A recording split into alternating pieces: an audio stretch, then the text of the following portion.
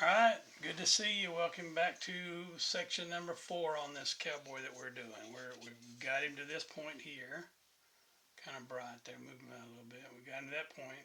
In the last video I asked you to work on that hat. I didn't do much with that hat. But here's what we're working on. This walking angry cowboy. He don't look happy. He ain't happy. And as he's walking and striding, he's got some kind of dialogue going through in his head. Like, I'm gonna ream somebody's head for this one or whatever. But anyway, I like this guy. He turned out really well. So we're gonna continue working on this one. Today we're gonna work more on the hat and getting the head shaped. We're not gonna worry about final details on the face just yet. We've still got the arms, we still got the legs to carve out. So we worked on the head yesterday. We're gonna go back to the legs a little bit today and see how far we get on this video, and I'll have those just as soon as I can loaded up, rendered, and ready to go on the YouTubes. All right, see you in the next section. This is section number 4. All right, welcome back. This is going to be section number 5. Just filmed section number 4 and greeted you back over here. Now we're going to do section number 5. In this one, excuse me, we're going to take that head, excuse me, we're going to take that head and, wow, I'm having a hard time speaking this morning. Forgive me. We're going to take that head down a little bit, and I use a couple of different tools. I'm going to pull those out. I like using the V tool, so I got a couple of V tools I'm going to pull out for that. A couple of big gouges that I like, and some V tools, and a good sharp knife. If you have not sharpened your tools in a while, go do that now, because if you don't sharpen your tools and you go to carve these things, I'm sorry, it'll mess up on you. That's just the way it goes, because you're trying to work too hard, and it's not useful to do this without safety gear. Like I said, I like big old hats. He's got a big old hat on him, and I'm going to keep that hat to a degree. We drew lines on the outside. We're not quite to those lines, but we got close, and so we'll trim them up just a little bit more just to get started. I always have to look at the camera and make sure I'm running film, because sometimes I've run half-hour film and did not hit the record button. So I got it on this time. We're good to go. Hope you had a good time between the last one and this one. I'm gonna work on just taking some of that bulk of that hat off, because in this one we're not going towards realistic, but we're also not going with a big honking elephant hat on him. That's just way too big. So we'll trim it out a little bit and get some of that going. There's something to be said about using good wood. I have a supplier down in Salt Lake that comes up here 2 or 3 times a year. He comes up to our show and comes up and delivers to a couple of wood vendors up here. The guy's name is Tom Checketts. If you ever get a chance to buy wood from Tom Checketts, I like it. I like getting them from him, because he'll tell me when he's going to be in the area, and I can place an order, and he is, sometimes when he can, he'll deliver it to my house. Boy, that saves me a lot of shipping, and saves me, I pay him for gas and whatever, and pay him for the wood. But anyway, Tom Checketts is, you can find him on Facebook. I don't know that he does a whole lot more social media, but I got to meet his wife this last one of these last trips, and she's a real nice little gal, and he'll bring up one of his grandkids with him when he comes up. So anyway, good wood is invaluable. I started to say it's hard to find. It's not really. You just got to know where to get it. I know PJ and Brian down at Treeline USA sell some great wood. Heineke always has excellent wood, and some of you get your wood from Sid Clevenger or several other places, and you gotta find the best you can get. And when you find them, hang on to them and let everybody else know about them, because You don't want to be buying a lot of wood off of Amazon. You might get it good one time, you might even get it good twice, but the third time, surely it ain't going to be that way because you don't have a clue about what you're buying. The picture they've got on the sales page is a generic picture. All that wood looks the same. Is it the same? I don't think so. I've had too many people complain about it. So anyway, enough about wood. You'll find your spot where you want to find. We're going to trim this down. So I've got way too little right here in the face. I want some more room. And then I don't want this thing looking quite so heavy. It looks like if you put it on your head, you'd be leaning forward all the time because it's so doggone heavy. So we're going to take a little bit. I'm going to reach in here and grab a gouge. Fishtail gouge rather. I like fishtail gouge. I know a lot of people don't find a whole lot of use for them, and especially with my beginner classes that I teach them how to use it because it's not an intuitive tool. Everybody knows how to use a knife, and everybody can figure out how to use a gouge because it's just a shaped chisel. But when you talk about using a V-tool, it can get awful hard to know where to anchor those fingers. So a lot of people use the V-tool like this. They hold it back here and they shoot off into space. And I cringe when I see that because it's just not as safe as it can be. It'd be safe for you. You're behind the tool. Whoever's in front of that tool might want to keep an eye on you because if you get a little bit crazy, that tool may end up in places you don't want.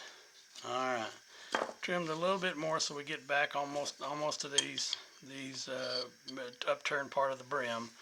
I need to upturn it a little bit more, but I'm going to take some of that off before I do. And rather than take it off up here, I will take off some up here. I want to take some off right in here. And one of the ways to do that is to grab a gouge, and I got this big file gouge, and I'm just going to follow that curve, and I'm taking off a little bit here in the face, and I'm taking a little bit here on the bottom of that brim.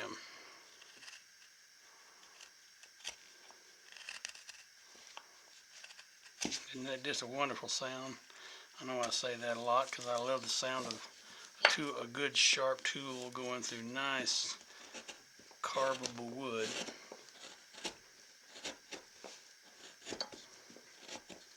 I must have used that quite a bit the other day. It's got some little grooves in there, so we'll come back with another one and try another V-tool. There we go. There we go.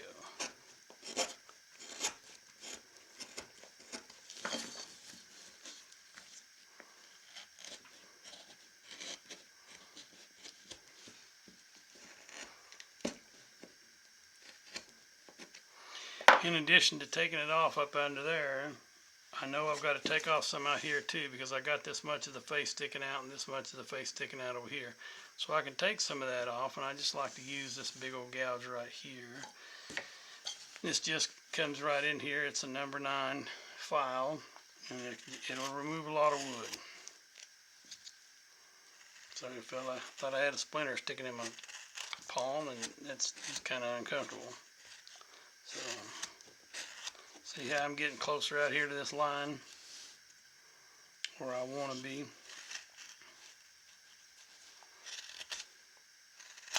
Turn it around, do the back side too, because you don't want just the face side to be gouged out because you'll be offset. Come back in here with my V-tool.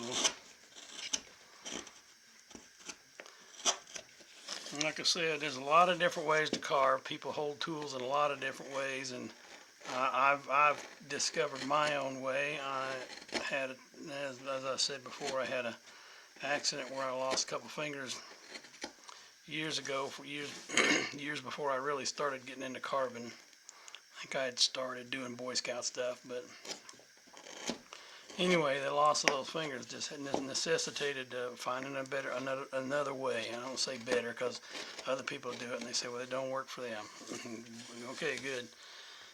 But I'm going to do it the way I do best. So if I hold it differently, find your equilibrium, find what works for you, and do it that way. So I'm doing this over and over. This is about 8 minutes long doing this, and I haven't got very far simply because I've been talking and jawing a little bit. I may cut off here in just a little bit so you can go off and do this same thing that I'm doing. Rewatch this video whatever, because I'm doing one side and I can talk till the cows come home. Used to be a teacher in public schools, and sometimes you gotta impart information by speaking about it, and it's not the best way to do it. Kids learn better by doing rather than listening to me talk about it, but sometimes you gotta impart some information to them, and that necessitates having a discussion, having a conversation. And so it was always funny. I could just about tell when a kid was gonna start asking questions off topic and trying to get me off the subject, so they didn't have to, wouldn't have time to do their work or whatever. But one of my favorite days, there was something in the news. I can't remember what it was. The kids were asking about that article. It was all about transporting. How you instantly transport something. Think of Star Trek, where it's got a beam there. You transport a beam, transports you down to the planet. We had a long talk about that, and it was a really good conversation. Kids really enjoyed that because the question was up there, and can we do that? And if we could, how would we do that? And what scientific principle would be based upon that? So it's kind of good. There were times when we just had to throw the rule book out and throw the teaching out and just go where the kids wanted to go in terms of learning. So I was usually successful enough to be able to bring them back somehow, some way to where we wanted to be, but not always. So just had to keep your finger on that pulse. So this being just YouTube and me and you, I don't have a whole lot of conversation going on because it's not live. But I hope that some of you will put your comments, questions in the chat or in the comment section. I really enjoy reading some of those because there's a lot of things I get caught up in doing here that I don't pay attention to and don't think about. And somebody will say, well, what about this? Or can I do it that way? Or why are you doing it that way? And that's kind of nice. It's going to be, hopefully shortly after you watch the video or while you're watching the video, you put that in there. I usually respond fairly quickly, although the other day I noticed when it didn't pop up in my notifications, and it had been a couple years ago. I felt really badly about that, and I texted the fellow, the carver, and he responded back real quickly. So I'm glad he was paying attention and I wasn't. At least somebody was. So anyway, what I'm doing right now, I'm just trying to get up under that hat, push that hat back a little bit more each time, because I don't want so much of this sticking out under his head. You see a lot of the cowboys, they stick the cowboy hat back on the back of their head, and some of them just, have them pulled down low. So trying to make sure I got room to get that face in here, because what we got is a face. Where's my tape measure? We got a face here that is only about 1 inch long. And so when you're getting up under there and trying to carve, you don't have a whole lot of space to do that. I've got, you can see a little bit, about 3/4 of an inch right there. That ain't a big face. And so we want to put some of these expressions that we got on these guys. You want to put them in there because that's what people enjoy about your carvings. Anybody can carve a cowboy just standing there straight up and down, leaning on a fence, whatever. So when you start to put in a little bit of motion, a little bit of movement, and especially a little bit of expression, whether he's smiling or happy or whatever. People ask me at a show or ask me when I'm teaching, they say, well, how do you know what the face looks like? I don't. Until I get going on it, I don't. This guy is going to talk to me. Sometimes the girls do too. Sometimes they yell at me. This guy's going to talk to me as I carve, and it's going to tell me the story. So these are all angry. So these guys are angry. What are they angry about? Are they angry because the cows won't shut up, or the squirrels need the bird feeder filled up? What? I don't know. But give me some time, and we'll figure that out. Okay, I've cut back into there, so I'm going to take a little bit more off the outside edge, just because I want him to have a little narrower hat than some of my bigger ones. The bigger ones are an impactful one. Great big cowboy hat you used to see on like Dirk Blocker or Dan Blocker, who used to play in Gunsmoke. He always had a big old hat, top crown to it. Neat little hat.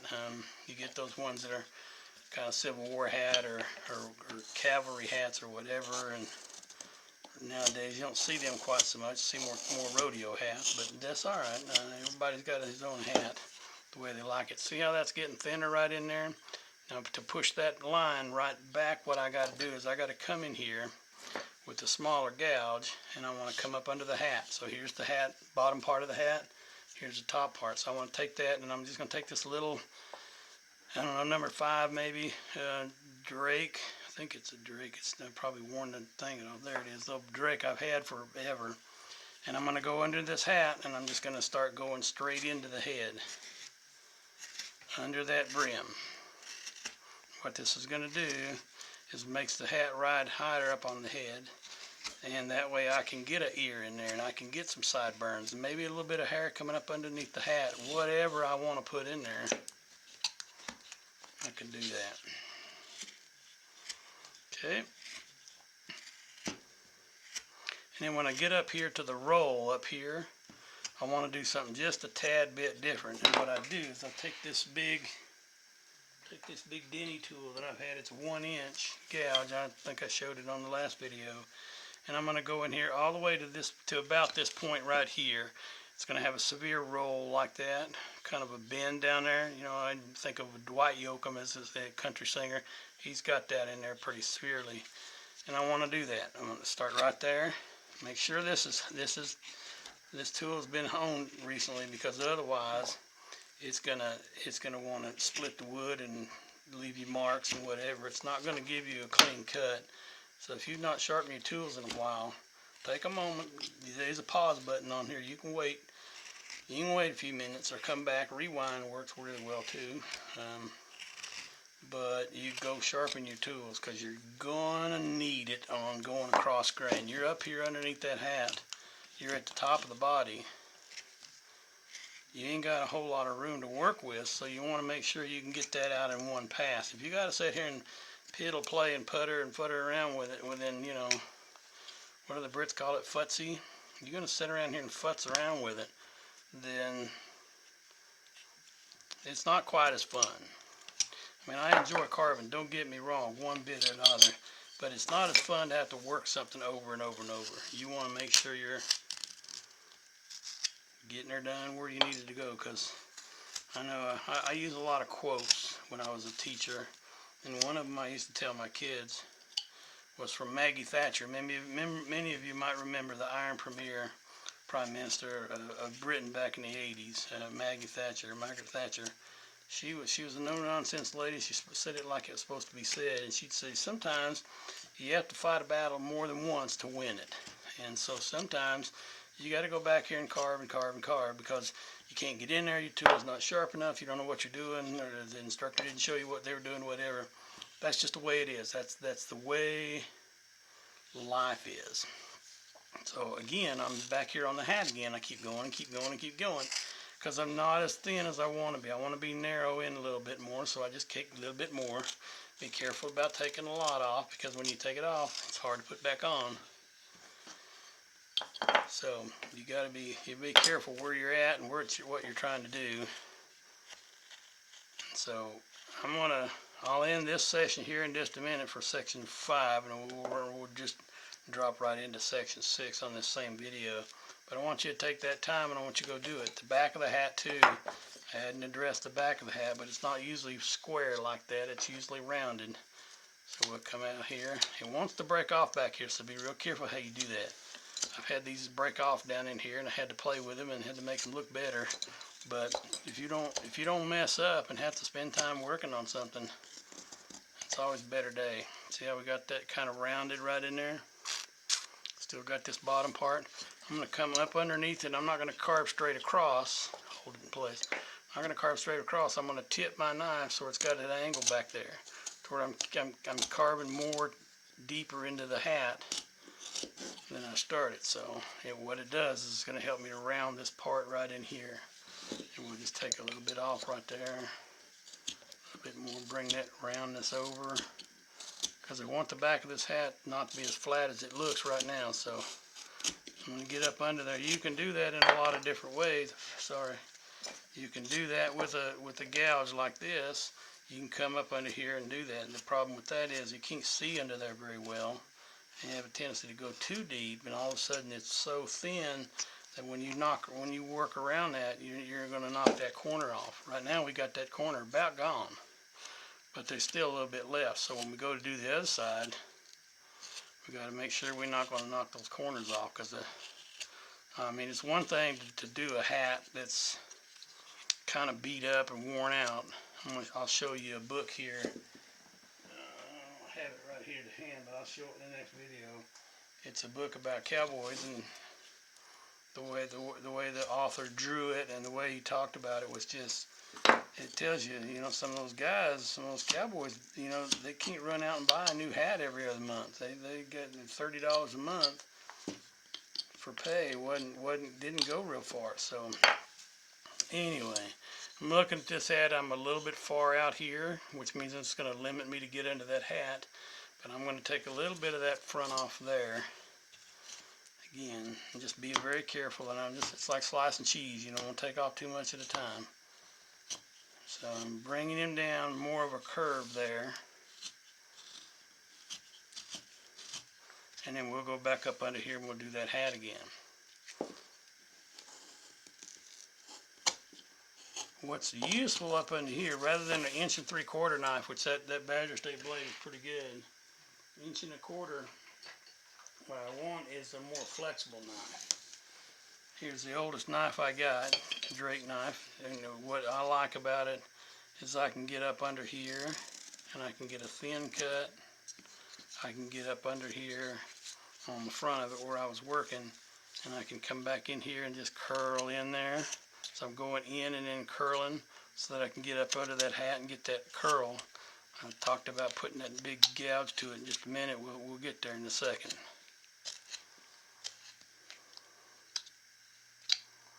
Don't forget, if you got questions, put them in the comment section after the video's been uploaded. I'll address those as soon as I can. Maybe I can't address it right off the bat, but I'll address it as soon as I can. Right here, where this rounded part here, is where I want to take that one. I might go with a smaller one, but right now I think that's going to work with this one. I'm going straight in toward the head, just to give that more of a dip. See that little dip right there? That's what I'm looking for, is more of a dip right there. And I'll just keep coming in at it until I get it where I want it to be. I get over toward the front, I need to be careful how I'm doing this. I might go with a switch to a smaller one down here. Where you at? There you are. A little smaller one than that one I was using with. That'll give me a bigger dip there.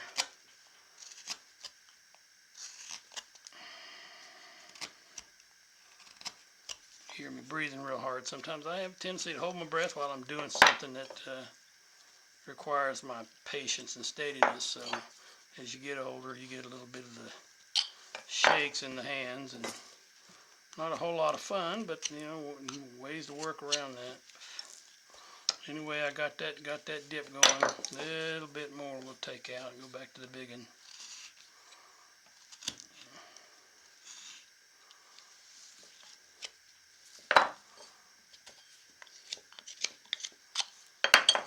There we go. I'm going to go back under there with this one now because I want to take this harsh edge off right here. So I'm going to start at the back. Be careful, because if you're not carving right, some of it will split off on you.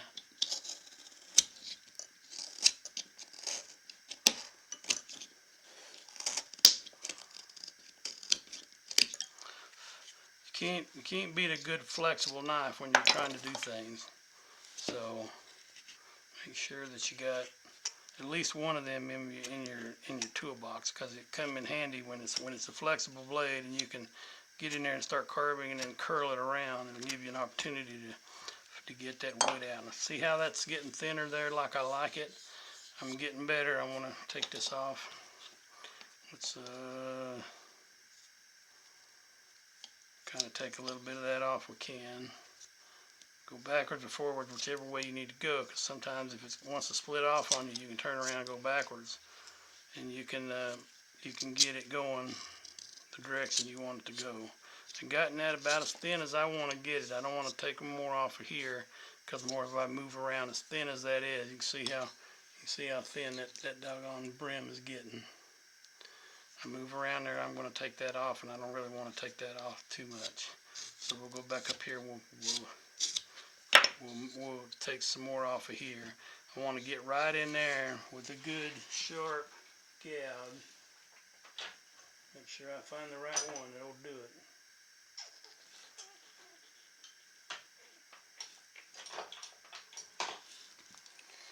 This is in between my big one and my little one, so I'll use that. And I want to go back in here and start taking off the front of the brim. That curl down that a lot of cowboys like. It helps them shade the sun a little bit. You know, I talk a lot about being influenced by the cowboys I saw when I was a kid. Not on the farm, because I grew up in East Tennessee, and you know, there weren't many people that wore cowboy hats. I might have wore a straw hat that kind of resembles it. Most of us wore ball caps. So when I saw those guys, you know where I saw the cowboy that most influenced the look I wanted to look for? You don't see them on TV anymore because they took the commercials off. But you can't see a cigarette. You can't see the, what was he? I can't remember it. It was the cowboy that always had Marlboro Man. Sorry, it took me a while to remember that. And I'm not a smoker. I'm not, never have been.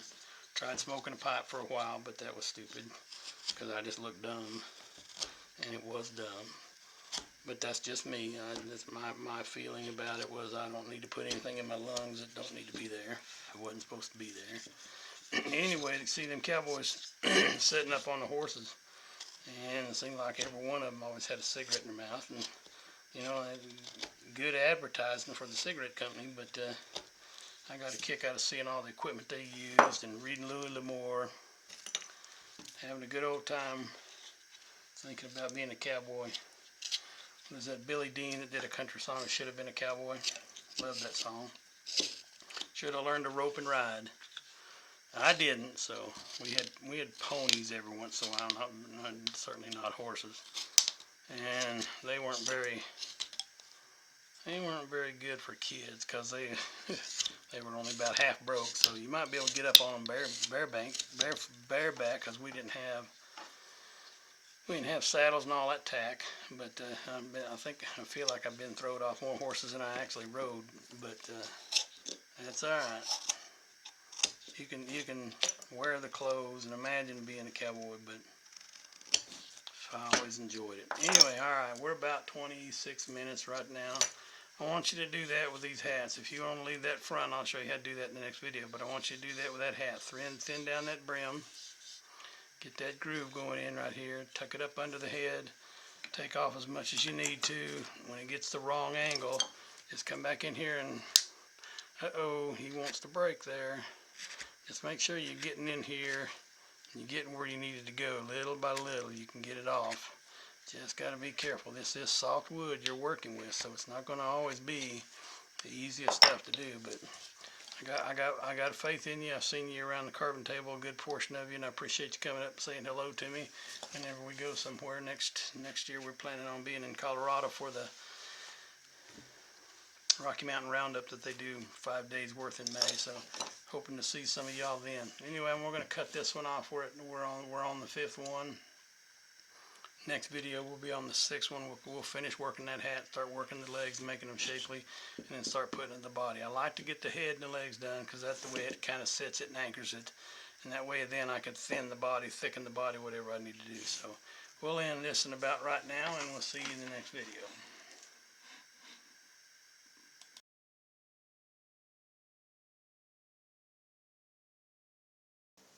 Alright, well, I'm back a little early because I did something I didn't really want to do, and I hate it when it happens, but I'll show you what we're going to do about it. This hat that I'm working on right here, I don't know if I can get it over to the camera. Not sure if you can see that very well. Get over to the right camera. Not sure you can see that. See that white spot right there? That white spot is where it went through. Not what I wanted it to do. But you know, see it right there. I did a video just recently. Go watch it, please. It talks about how to fix a broken hat. Well, this ain't broken, but it goes through. And what I do is I take some sawdust, Get sawdust out of your bandsaw. There's always some sawdust down in there. You need to clean that off fairly regularly too, otherwise too much buildup, too much heat, it could spontaneously combust on you, not a good thing. Anyway, what I do is I take some sawdust, I take some wood glue, and I take a product called modeling carvable paste. Give me just a second, I'll grab it.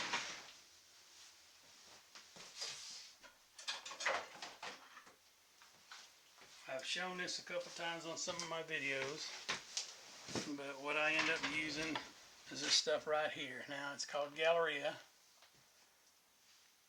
I'm looking at it backwards. Acrylic mediums, heavy carvable modeling paste. I saw this from Lynn Dowdy. He had it and it worked really good for him, and it's worked really good for me too. I like the stuff. It's kind of a paste. And what I do is I get it, and I get it on a little paper plate, get a little palette knife, dig a little bit of that stuff out, mix it up so that it's well worked. Throw a little wood glue in there, throw a little sawdust in there. You mix that up really well, and you gop it down. You want it to go through the hole and into the hole and around the hole and over the hole, and whatever preposition you can use to get there, in, around, over, through, and whatever. Get that stuff, then let it dry. It'll dry fairly quickly. It'll dry kind of spongy, and then when it really fully dries, then it hardens up, and you can then sand it, well, you can't carve it real well, but you can carve some of it. You have to take your tools, make sure they're real sharp, and then you have to buff them when you're done because it'll leave scratches in your tools. That's what we're going to do. So for the rest of the bit, we're going to have to watch what we're doing, because I see a couple of spots right there shining through where it just needs to be worked. So I got to be careful with that. Good thing is I started another one yesterday when I got off camera. Not quite done with it, not quite to that point yet, but we'll move around that, and then in between today and tomorrow, or whenever I do another series of videos of these videos, I'll show you how I do it. And in fact, I might do that at the end of it. So, all right, just a quick interlude, and then we're back to carving in a bit.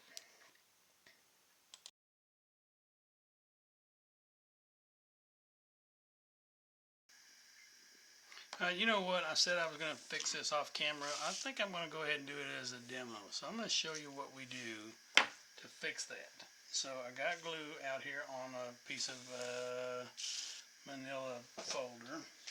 I've got some sawdust. I'm going to dip in here and get me a little bit. I don't need a lot of any of these ones, but I'm going to get a little bit of this. I want you to be able to see what that is. See how pliant that is, how slick. That's about 10 times more than what I need, but you'll be able to see it. So I'm gonna soften this up. Just mix it a little bit. I gotta hold it down. This kind of helps to, whatever medium is holding it together, it helps to mix it all together rather than it separate or whatever. I don't know that it does, but I don't want to take no chances. Scoop me off a little bit of there and get me a little coffee stir. Wooden little coffee stirs you buy at the store. And I'm going to start just kind of mixing it up a little bit. I don't need to do a whole lot. This is just the liquid part to let it flow. And then we're going to take some sawdust, put a little bit more on there than I need, and mix those three things together. Pull a little bit more of glue over if you need to. A little bit more of this mix, this carving modeling paste if you need to. Use a fairly stiff stick so you can mix it out real well. And this isn't really going to show us everything, but it's going to show us what we need to know for this particular project. So if I was doing something where I had to glue it back on, I'd use a whole lot more glue. In this case, I'm just using the glue as another medium. And I want a good stiff paste. I want to be able to something I can work, but also something that'll go right in them holes. So like I showed you, it's right here. Right, and get over in the doggone camera. See that hole right there on the right hand side? Turn it. Where'd you go? Right there.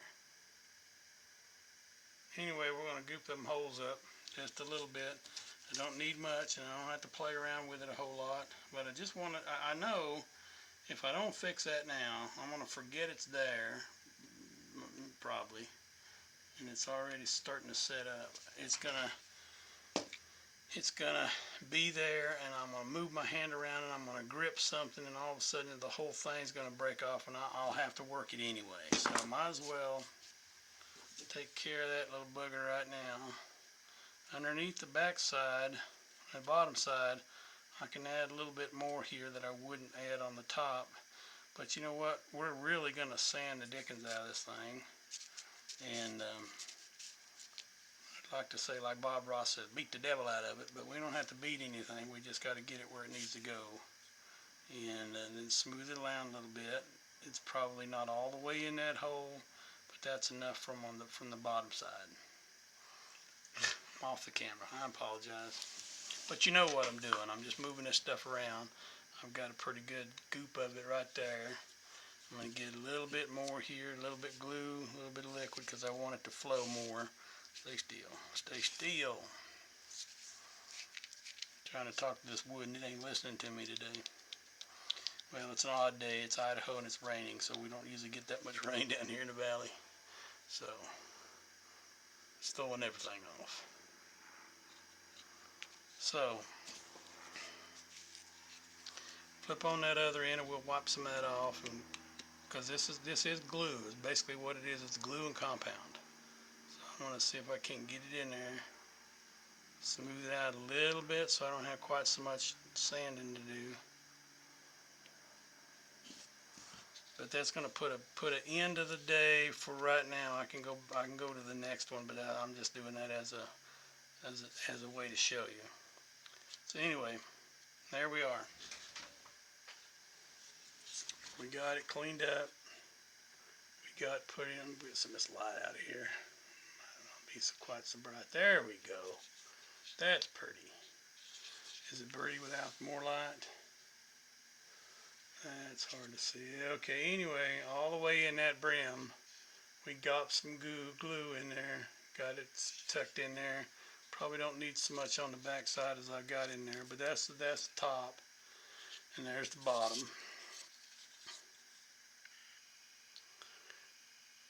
Right in there. So we got that squared away, and it'll dry, and we'll take some sandpaper or whatever needs to be done to it, and we'll get back to that as soon as it dries. In the meantime, I'll catch you in the next video. Thanks for staying with me, and appreciate you being here. God bless all y'all.